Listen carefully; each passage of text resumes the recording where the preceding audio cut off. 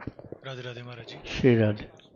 जैसे आपने अभी बताया कि कवच सिर्फ तब सुनना चाहिए या हाँ। पढ़ना चाहिए जब आपको जरूरत हो। पर हाँ। जैसे हम यूट्यूब पे चलते रहते हैं, सुनते हैं, तो उसका कोई नेगेटिव होता है या? नहीं, उससे अच्छा है कि प्रभु का नाम जप करो।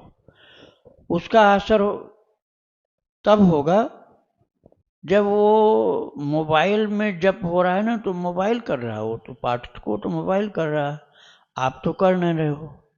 तो आप या तो खुद करो, या वो बोल रहा है उसके साथ साथ आप भी बोलो, तब तो आपका माना जाएगा। आपने बोला ही नहीं, केवल पाठ श्रवण किया है, तो आपका वो नहीं माना जाएगा।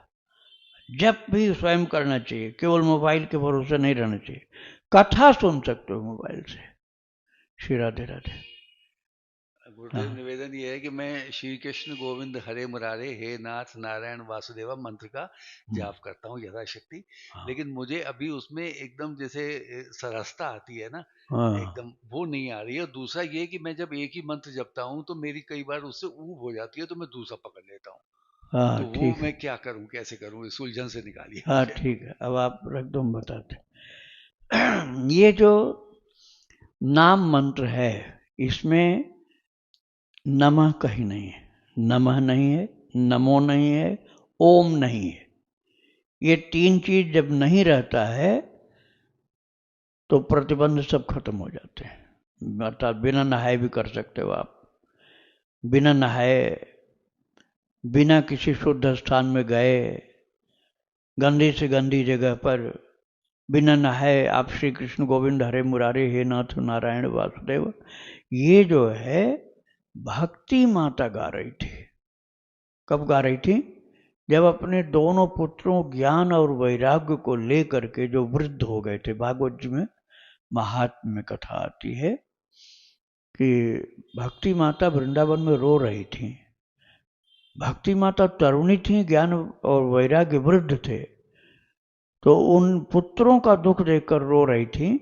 तो देवर्षि नारद जी यहाँ आए।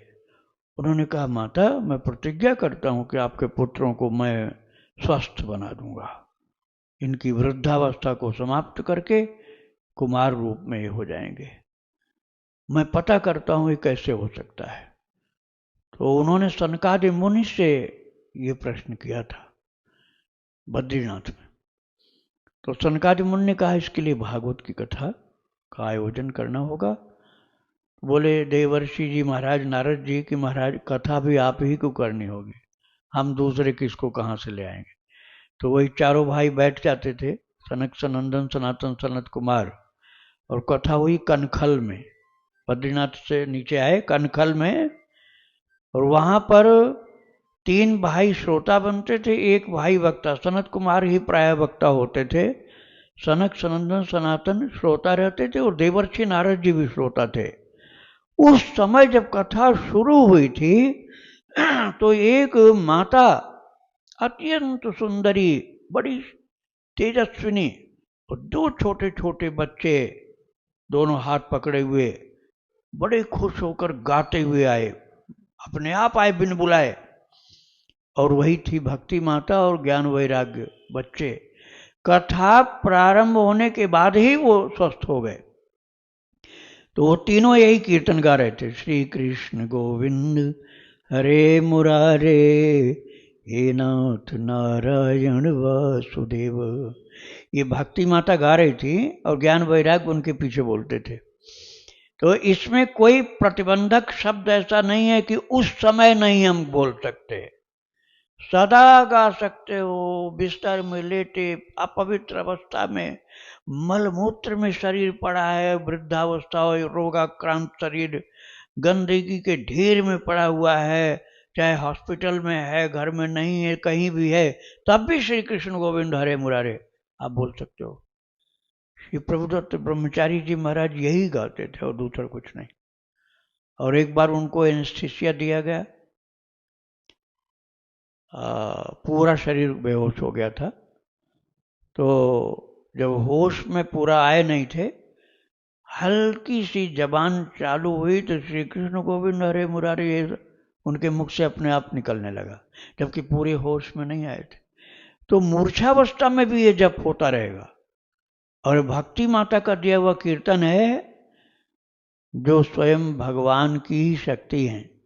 तो इससे परम कल्याण होगा। इसको खूब करिए, लेकिन यदि आप दूसरा भी करते हैं तो कोई दोष नहीं है। हाँ हाँ, तो दूसरा आप करने लग जाइए, कोई दोष नहीं लगेगा। खूब करिए। आप जब जैसे बोलने में थक गए, मानसिक करिए। हाँ ठीक। श्री राधे राधे। राधे राधे। महाराज जी के चरणों में प्रणाम। श्री राधे। दीक्षा तो हम लिए हैं, लेकिन गुरु जी से मंत्र हमको सुनाई नहीं दिया, तो हम क्या माने? आपने गुरु से दीक्षा ली, लेकिन मंत्र सुनाई नहीं दिया? हाँ, 2 दिन पहले यहाँ टटिया स्थान में। अच्छा, नहीं, जब आपको सुनाई नहीं पड़ा मंत्र तो दीक्षा नहीं हुई हो, नहीं माना जाए। हाँ, हाँ, क्योंकि फिर आप जपोगे क्या? क्या जपेंगे? वही जब मंत्र सुनाई नहीं पड़ा तो आप जपोगे ही क्या? बहुत हल्ला तो इसलिए दीक्षा वो नहीं मानी जाएगी। मानी जाएगी। अब आपको जहां दीक्षा लेनी है वहां आप दीक्षा वहीं लेना है तो दोबारा जाओ, और कहीं दूसरी जगह लेनी है तो वहां जाओ और ये बता दो कि मैंने दीक्षा ली थी लेकिन मुझे मंत्र सुनाई नहीं पड़ा, अब फिर इसलिए लेने आए हैं।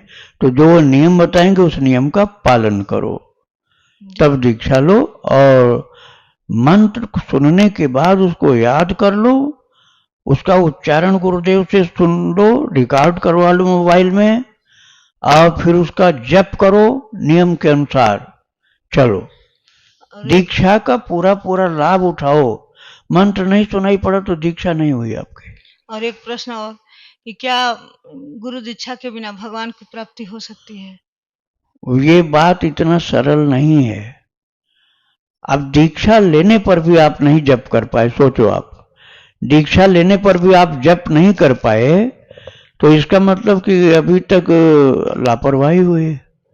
अब आप सोचते हो दीक्षा भी नहीं ले और भगवान मिल जाए, तो ये तो तब हो सकता है ना जब कोई भगवान का नाम रात दिन रटता रहे, भक्तों का चरित्र सुनता रहे, तो ये करने पर उसको गुरु की प्यास जग जाएगी, अपने आप गुरु जी के पास जाएगा वो। तो गुरुदेव मार्गदर्शक होते हैं। आप कहीं जा रहे हो, अब मार्गदर्शक नहीं होगा तो रास्ता भटकोगे नहीं क्या? मार्गदर्शक होते हैं गुरुदेव। अब आपको मार्गदर्शक की जरूरत क्या नहीं है, आप हिमालय पर करो यात्रा। आपको जरूरत पड़ेगी किसी गाइड की, किसी मार्गदर्शक की। नहीं होगा गाइड, नहीं होगा मार्गदर्शक, आप भटक जाओगे, जीवन बेकार हो जाएगा। तो मार्गदर्शक चाहिए। आप दीक्षा लो चाहे शिक्षा लो, जैसे अभी आप शिक्षा ले रहे हो, दीक्षा नहीं ले रहे हो, शिक्षा ले रहे हो, तो आप शिक्षा गुरु उनको मान सकते हो जिनसे शिक्षा आप लेते हो। और मंत्र जपने के लिए मंत्र पूछते हो तो उनको दीक्षा गुरु कहा जाता है। और कैसे हमको भजन भक्ति करना, साधना करनी, वो बताते हैं, उनको शिक्षा गुरु कहा जाता है। श्री राधे राधे। कोटि कोटि प्रणाम गुरु जी। कई सत्संग में ऐसा सुना है कि दीक्षा गुरु, शिक्षा गुरु और सदगुरु। तो दीक्षा मिली, शिक्षा भी मिलती है, तो सदगुरु नहीं मिला तो फिर कैसा? सदगुरु अलग रहता है क्या कोई दीक्षा गुरु? हाँ, देखो भाई,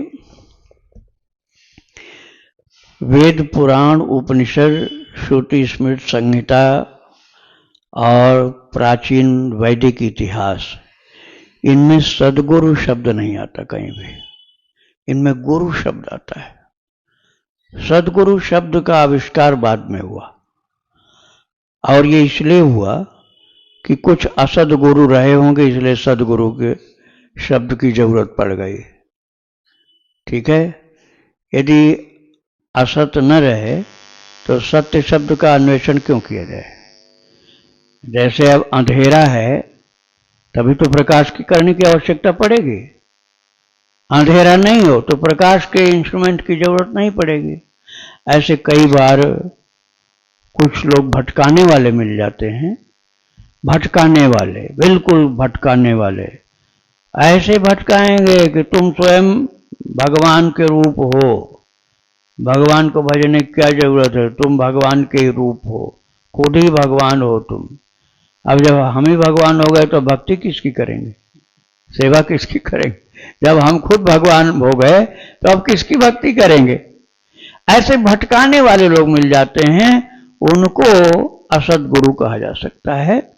तो जिनके द्वारा भागवत प्रेम का मार्ग मिलता है उनको सदगुरु कहा जाता है। उनकी नितांत आवश्यकता है, उनकी प्राप्ति से ही जीव का भला होता है। राधे राधे। महाराज जी को सादर चरणों में श्री प्रणाम। राधे।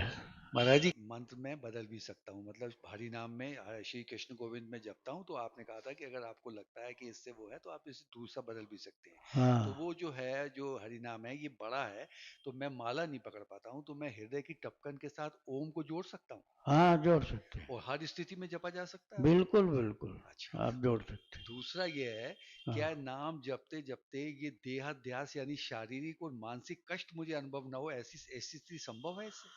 हाँ, बहुत ज्यादा जपना पड़ता, संभव है, इसमें कोई डाउट नहीं, अच्छा, लेकिन उतना जपना आवश्यक होगा कि आप निरंतर निरंतर जपते जपते तैल धारा वो बोलते हैं, निरंतर जप हो रहा है और कुछ वर्षों तक करना पड़ेगा। ऐसा नहीं कि थोड़े दिन में हो जाएगा, कुछ वर्षों तक निरंतर जप करना पड़ेगा तो ये स्थिति आने लग जाएगी। राधे राधे। महाराज जी के चरणों में कोट कोट प्रणाम। महाराज जी, आपके आशीर्वाद प्रेरणा से हमने आपके मकर संक्रांति के दिन चरण स्पर्श किए थे और हमें प्रसाद रूप में हमें नहीं ज्ञात था कि ऐसे एकदम संत जनों के पैर छू लेने चाहिए। तो वहाँ पे हमें ये कहा कि तुमने पैर छुए महाराज जी के तो आपको 1,00,000 नाम सीताराम या राधे श्याम लिखना पड़ेगा। तो हमने हम सीताराम कहा तो हमने कहा हम तो राधा राधा जपते हैं, राधा नाम में प्रीति है। तो उन्होंने कहा राधा राधा लिखना है तो 2,00,000 नाम लिखो। तो महाराज जी, बस संतों से कोई जवाब सवाल तो करने का कोई होता नहीं, हमने आज्ञा मानी, हमने सोचा ये हमें आशीर्वाद मिला है, उसको समझ के हमने बड़ी श्रद्धा से 2,01,21 नाम हमने आज पूरे कर लिए।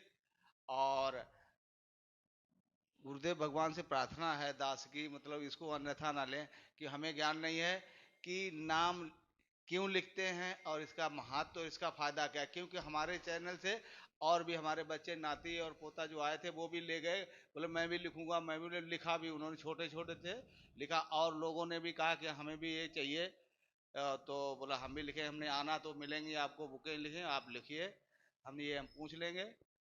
तो महाराज जी इसकी शंका निवारण करें। ठीक है, ठीक है। राधे राधे। पहली बात तो ये, माइक रख दो, माइक रख दो। पहली बात तो ये है कि जो श्रद्धा है ना वही कल्याण कर देती है, और आप उसके विषय में जानना चाहते हैं, जिज्ञासा है आपको, ये और अच्छी बात है। ये वाल्मीकि रामायण में लिखा हुआ है, श्री वाल्मीकि जी ने लिखा है, रामस्य नाम रूपम च लीलाधाम परात्परम एतच्चतुष्टयम नित्यम सच्चिदानंद विग्रहम। भगवान सच्चिदानंद परमेश्वर परमात्मा के 4 स्वरूप होते हैं। रामस्य, राम जी के, भगवान के नाम, पहला नाम, दूसरा रूप, तीसरा लीला और चौथा धाम। ये 4 स्वरूप में भगवान ही हैं। जैसे भगवान का धाम अयोध्या जी हैं, वृंदावन धाम है, ये उनकी लीला, उनका रूप, और सबसे पहले बोला नाम, नाम रूपम च लीला धाम परात्परम एतत् चतुष्टयम नित्यम सच्चिदानंद विग्रहम। भगवान सच्चिदानंद परमेश्वर के 4 विग्रह हैं। पहला विग्रह है नाम, दूसरा विग्रह है उनका रूप, तीसरा विग्रह है उनकी लीला, चौथा विग्रह उनका धाम। तो इसमें से कलयुग में नाम का महत्व 3 से भी ज्यादा है। जो 3 बाकी हैं उनमें से 4 में से सबसे ज्यादा महत्व नाम का है। और लेखन करने की बात आनंद रामायण में लिखी है कि लेखन का जप 100 गुना अधिक फलदायी होता है। जैसे आपने लिखा, आपने जपा 100 नाम और दूसरे ने जपा लिखा 100 नाम, तो उसका 100 गुना एक लाख आपने लिखा, अब 100 लाख जप के बराबर हो गया। लेखन जो उसका 100 गुना फल हो जाता है लेखन का, जपे वाले से 100 गुना फल लिखे वाले का होता है। आपने एक लिखा है, एक बार लिखा है राम, तो 100 बार राम जपने के बराबर हो जाता है। इतनी महिमा लिखने की है। और जितना जो लिखता जाएगा उसका चित्त उतना ही निष्कल्मश होता जाएगा, अर्थात पवित्र होता जाएगा, और उसके अंदर दैवी शक्ति का आधान होता जाएगा। श्री वाल्मीकि जी महाराज ने प्रमाण दिया है आनंद रामायण में इस बात का, और स्वयं उनका जीवन राममय ही था वाल्मीकि जी का। नाम की साधना से वो वाल्मीकि भय ब्रह्म समाना, उल्टा नाम जपत जग जाना। उल्टा नाम जपने से भी ब्रह्म समान हो गए। तो उन्होंने बताया, जब उनको सब प्रकट हुआ ज्ञान, तो वाल्मीकि जी ने बताया कि यदि ये नाम लिखा जाए तो इसकी महिमा और ज्यादा होती है, और लिखते समय मन एकाग्र हो जाता है। एक लाभ ये भी है, लिखते समय मन एकाग्र हो जाता है। तो आदर के साथ रखना चाहिए उस कापी को, किसी का पैर न पड़ जाए, ऐसा बचा करके और श्रद्धा से प्रणाम करके, तो उसकी बड़ी महत्ता होती है। जब हम जैसे किसी से भी कोई ऐसा अच्छा काम करते हैं, या कहीं हमने कुछ पुण्य दान कर दिया, या भागवत में कुछ हमने वस्त्र दान कर दिया, कुछ, तो ये भाव अंदर से कुछ ऐसा आता है कि मैंने कुछ किया है। ये भाव कैसे खत्म हो, ये ना आए कि हमने कुछ किया। ये मतलब ये हमें तो ऐसा लगता है कि हम कुछ भी करें तो वो अगर हमारे अंदर भाव, तो हम सबको दिखाने के लिए कर रहे हैं। ये अंदर से ये भाव कैसे खत्म होगा, इसके बारे में। उसके लिए यही समझो कि पहली बात तो ये समझो कि प्रभु करवा रहे हैं मुझसे, प्रभु करवा रहे हैं, वो छिप करके करवा रहे हैं मुझसे, सामने मुझे कर रखे हैं, और करने का काम उनका है, और मुझे सामने कर रखे हैं। ये बात बार बार ध्यान में करना चाहिए, तो फिर आपको कुछ ऐसा नहीं होगा। राधे राधे। राधे राधे। राधे राधे। आपके चरणों में कोटि कोटि प्रणाम। राधे सबसे राधे। पहले तो आपका बहुत बहुत आभार, आप इतना प्रश्नोत्तरी के माध्यम से हमें इतना अच्छा सत्संग देते हैं, रोज श्री राधे। मोबाइल के माध्यम से सुनते हैं। श्री तो राधे। मेरे 2 प्रश्न हैं। एक तो ये, मुझे थोड़ी झुंझुर की आवाज सी हर समय सुनाई देती है, नॉर्मल है कि सबको ही सुनाई देती है कि मुझे ही देती? क्या झिंगुर की सी आवाज सुनाई कान में सुनाई पड़ती है? सारे में, हाँ, जैसे अब भी हल्की हल्की झिंगुर। ये बीमारी नहीं है। नहीं, मतलब ये अनंतनाद। हाँ, अनंतनाद है। या सभी को सुनाई देती है? नहीं, सभी को नहीं सुनाई पड़ती, सभी को नहीं। यदि कान बंद किया जाए, हाँ, तब भी सुनाई देती है, तो वो हर किसी को सुनाई पड़ सकती है। हाँ जी। लेकिन बिना कान बंद किए जो सुनाई पड़ता है, ये सबको नहीं सुनाई पड़ता, किसी किसी को सुनाई पड़ता है। श्री राधे राधे। राधे। और दूसरा कि ये गौरांग महाप्रभु जी का, अब वो भगवान के अवतार ही हैं थे, तो इनका नाम कहीं शास्त्रों में नहीं है, 24 अवतारों में भी नहीं है, लेकिन संकेत से। अच्छा। हाँ, संकेत से। बात ये थी ना कि उस समय अवतार हुआ नहीं था जब ग्रंथ लिखे गए। हाँ, तो जब भविष्य की बात लिखी जाती है तो उसको पूर्ण रूप से प्रकट नहीं किया जाता, समय आने पर प्रकाशित होता है। श्री राधे राधे। हम जैसे बोलते हैं कि नाम जप के टाइम भगवान के नाम जब हम करते तो ऐसे मैकेनिकल नहीं करना चाहिए, जैसे हम बुलाते हैं घर में किसी को बुलाते हैं तो ऐसे बुलाना जैसा भाव में नाम जप करना चाहिए, ऐसे बोलते हैं।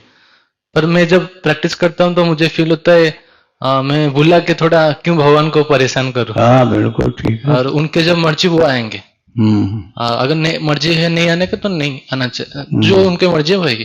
तो ये एक थॉट है। और एक सेकंड पॉइंट है, अभी पूछो या फर्स्ट क्वेश्चन के आंसर? सेकंड है कि इसका ऑपोजिट टाइप का है। जैसे हम घर में माता जी को बुलाता हूँ, जैसे माता जी से बुलाया, माता जी कभी नहीं बोलते कि तुम भाव में नहीं बोले या तुम्हारा शुद्धता नहीं था इसलिए मैं नहीं आऊंगा। मैं जैसे भी बुलाऊं, भाव हो ना हो, वो आ जाते हैं।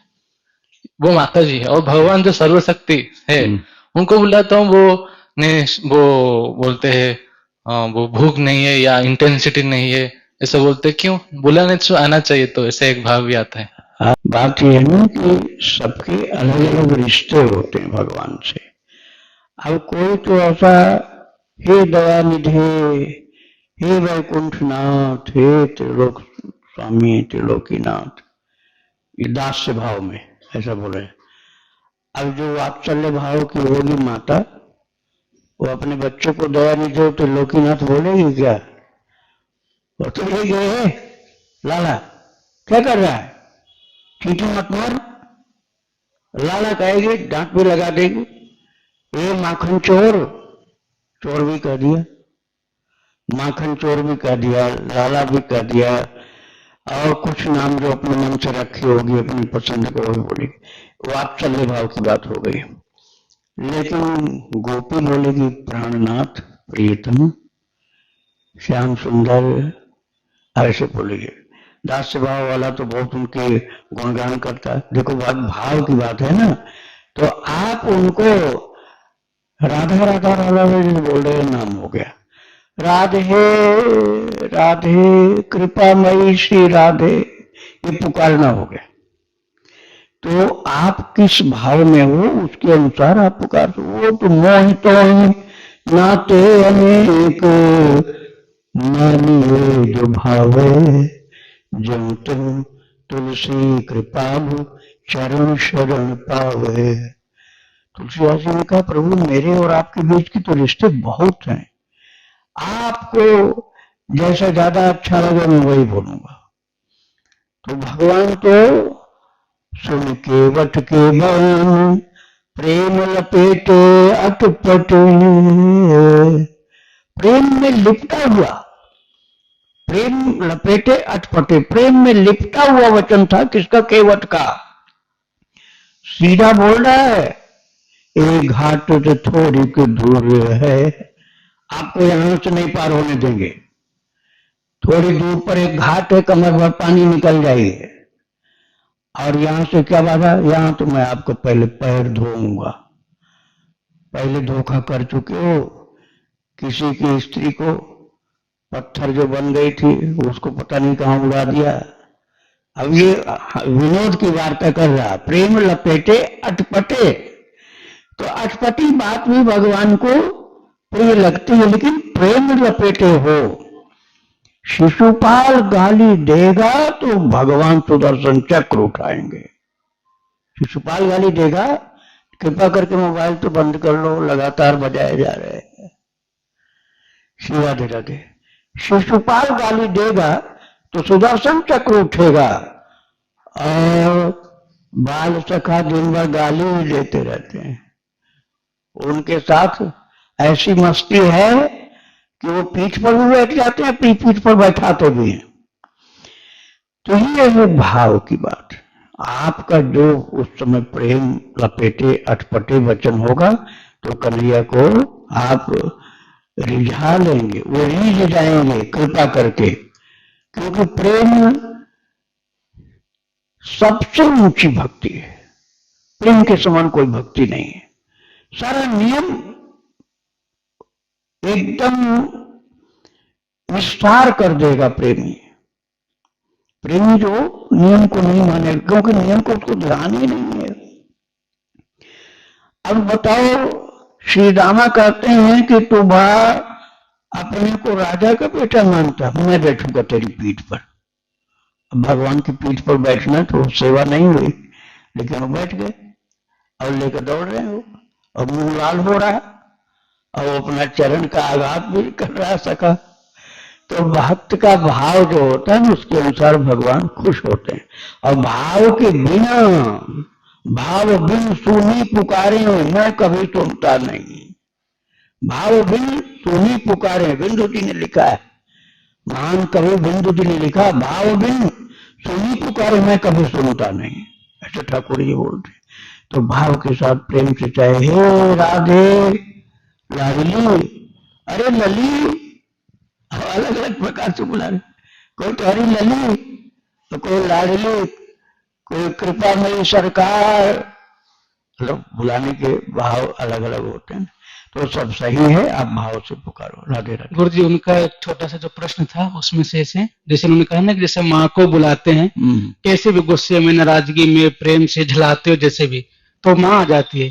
तो अगर भगवान को पुकारने के लिए ऐसा क्यों कि हृदय पवित्र करो, प्रेम लाओ, इतने नखरे क्यों भगवान के? वो क्यों नहीं प्रकट हो जाते माँ की तरह? वो प्रकट होने को हार्ट फेल हो जाएगा, उठा के ले जाएंगे तुरंत, बिल्कुल सहन नहीं होगा। वो तो लाखों वोल्ट की जैसे बिजली में तुम एक 200 वोल्ट वाले बल्ब को लगाओ, ये हालत हो जाएगी, एक साथ खत्म, हार्ट फेल हो जाएगा। क्योंकि न तुम हम शक्य से दृष्टुम अनेनैव सुचक्षुषा दिव्यं ददामि ते चक्षु पश्चिमे योगमैश्वरम। भगवान के साथ रहने वाले अर्जुन को भगवान ने कहा था, तू अपने नेत्रों से नहीं देख पाएगा, मैं अपने ऐश्वर्य को प्रकट करके दिखाऊं।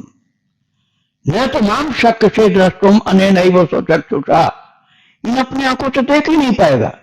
ये तो मैं तेरे लिए बहुत कोमल सा बच्चा बन के रहता हूं, जहां मैंने अपना ऐश्वर्य प्रकट किया, न तो माम शक्य से दृष्टुम अनेनैव सुचक्षुषा, तो फिर कैसे देखेंगे प्रभु? बोले दिव्यं ददामि ते चक्षुः पश्चिमे योगमैश्वरम, मेरे योगमैश्वर्य रूप को देखना है तो दिव्यं ददामि ते चक्षुः, मैं तुमको दिव्य चक्षु दूंगा तब देख पाओगे, नहीं तो सब खत्म हो जाएगा। तो इसलिए उसके लायक जब हम बन जाएंगे तब ये कृपा हो सकती है, उसके लायक जब तक हम नहीं बन पाएंगे तब तक ऐसा नहीं हो सकता। स्वप्न में दर्शन देंगे, वेश बदल के देंगे, ऐश्वर्य वाला रूप नहीं दिखा सकते हैं, भागवतता वाला रूप नहीं दिखा सकते हैं। जिनमें से बच्चे वो भी कुछ बनावटी रूप धारण करके दिखा सकते हैं। राधे राधे। महाराज जी, हमारी ना सखियों की कुछ कक्षा होती है दिल्ली में, 15 दिन में एक बार। क्या कक्षा? भक्ति कक्षा होती है। अच्छा, ठीक जी। तो उसमें किसी का गोपी गीत का भाव रहता है, कोई भजन की सेवा देता है। तो एक सखी हमारी ना लीला चिंतन बहुत भाव से कराती है। तो उसमें हम 6-7 हैं, तो सब ये उसी रस की हैं, तो वो बहुत सबको रस मिलता है। तो काफी समय से ये मतलब चल रहा था श्री जी की कृपा से। तो अभी उनकी गुरु बहन ने उनको मना किया, बहुत गुस्सा किया, डांटा कि तुम ये नहीं ऐसा करना चाहिए तुम्हें। तो महाराज जी, क्या वो मेरे से पूछ रही थी कि क्या उनको ये नहीं, क्योंकि उनका उसमें बहुत रस है और सब बहुत उदास है कि अब वो बोल नहीं रही हैं, तो वो डर गई कि मुझे कहने का ऐसा है या नहीं है लीला से। देखो, उसमें क्लासेस अलग अलग होती हैं। जैसे अब निकुंज सेवा की बात आपने सुनाना शुरू किया, अब उसमें ऐसी भी सखियां आके बैठी हैं जो बिल्कुल ही इस भाव से अपरिचित हैं, तो दोष लग जाएगा आपको, फिर दोष लग जाएगा, निश्चित लग जाएगा। उनको फिर क्या सुनाए? उनके लिए कन्हैया की मैंने एक चीज सुनाया है, भक्ति आश्रम चैनल पर यूट्यूब में, रसोपासना देखा होगा शायद। तो रसोपासना में पहले तो सख्य भाव का है, अब आजकल वात्सल्य भाव का चल रहा है। बीच में चल रहा था गोपियों का कन्हैया, उसमें निकुंज सेवा मैंने नहीं सुनाया और न मुझे सुनाना, क्योंकि उसमें सार्वजनिक है। यूट्यूब का मतलब सार्वजनिक हो गया। यूट्यूब को हर कोई सुनेगा, जो बिल्कुल अनधिकारी है वो भी सुनेगा, निंदा करेगा, भगवान की निंदा करेगा, सुनने वाले की, सुनाने वाले की, सबकी निंदा करेगा। अरे गीता जी में भगवान ने 18वें अध्याय में संपूर्ण उपदेश करने के बाद कहा है, इदं ते न तपस्काय न भक्ताय कदाचन न चाशुश्रूषवे वाच्यं न च मां योऽभ्यसूयति। हे अर्जुन, जो सुनना नहीं चाहता, जो श्रद्धाहीन है, जो मुझ में दोष देखता है, जो संयमी नहीं है, जो भक्त नहीं अभक्त है, उसको ये गीता नहीं सुनाना। तो गीता में तो बहुत कुछ ऐसी चीजें जो ज्यादा छिपाने की नहीं है, कुछ चीजें हैं छिपाने की, लेकिन ज्यादातर नहीं है। और निकुंज की लीला अब आप सुनाएंगे तो दोस्त जरूर लग जाएगा, इसलिए गोपियों का कन्हैया आप सुनिए, वो सुनाइए, थोड़ा सा मर्यादा का ख्याल तो करना पड़ेगा। जैसे महाराज जी सब अगर 5-6 जो एक सखी हैं वो एक ही रस की हैं तब कह सकते हैं या नहीं? तो माइक के बिना करिए, बिना माइक के, बिना माइक के, हाँ बिना माइक के करिए। और याद रखिए कि बाहरी कोई अनजान आकर न बैठने पावे, नहीं तो गलत। श्रीवास जी के आंगन में महाप्रभु कीर्तन करते थे, नाम कीर्तन, कथा बहुत कम या नहीं। उसमें एक दिन महाप्रभु को आनंद नहीं आ रहा, बोले कोई अनजान आदमी घुस गया, निकालो बाहर उसको। और खोज करके उसको निकाला गया, वो नास्तिक था, तो उसके कारण से आनंद में बाधा आ रही थी। ऐसे नहीं होना चाहिए। श्री राधे राधे।